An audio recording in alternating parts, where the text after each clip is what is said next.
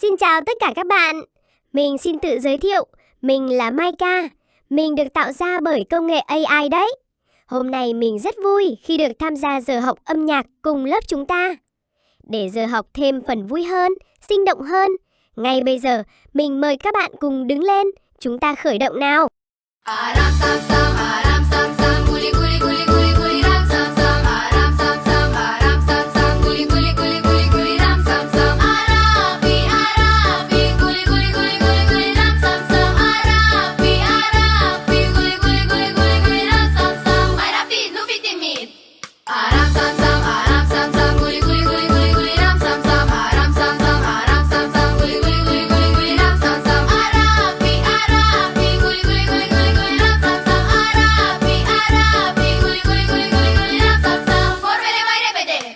Aram sam sam, aram sam sam, guli guli guli guli guli ram sam sam, aram sam sam, aram sam sam, guli guli guli guli guli ram sam sam, Arabi Arabi, guli guli guli guli guli ram sam sam, Arabi Arabi, guli guli guli guli guli ram sam sam. 右手拍个金弓。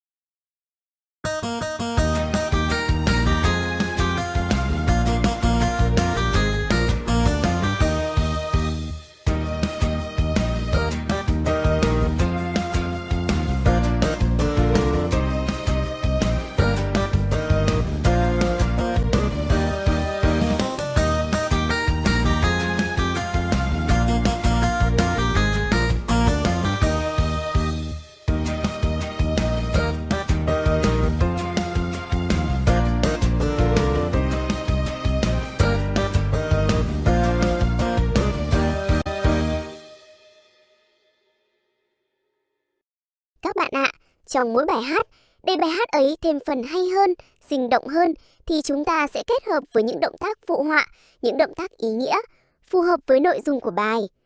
Sau đây, Trúc Linh mời các bạn cùng đứng lên, hát kết hợp phần động phụ họa.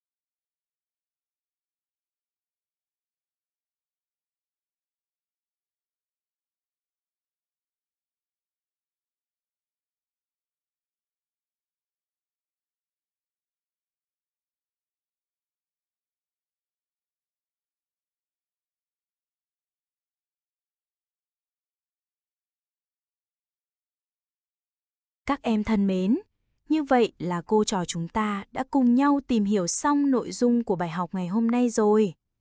Cô hy vọng giờ âm nhạc này đã mang lại cho các em những bài học thật hay và thú vị.